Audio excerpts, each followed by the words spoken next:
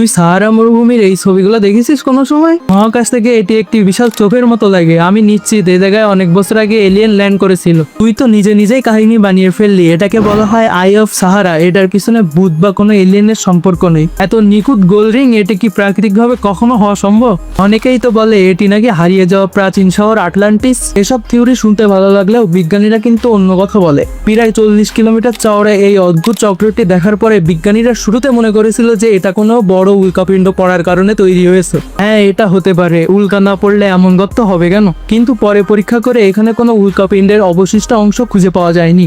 ভূতাত্ত্বিকবিদদের মতে প্রায় 10 কোটি বছর আগে এখানে মাটির নিচ থেকে গলিত লাভা উপরের দিকে উঠে আসে। কোটি কোটি বছর ধরে বৃষ্টি এবং বাতাসের কারণে উপরে থাকা নরম পাথরগুলো সরে যায় এবং সেখান থেকে এই আই অফ সাহারা তৈরি হয়। ও আচ্ছা, এটা তাহলে প্রকৃতির এক বিশাল মাস্টারপিস। এটা ছিল ডে 3 ফাইন্ডিং এ মিস্টিরিয়াস প্লেস। নেক্সট ভিডিও দেখতে চাইলে অবশ্যই সাবস্ক্রাইব করুন।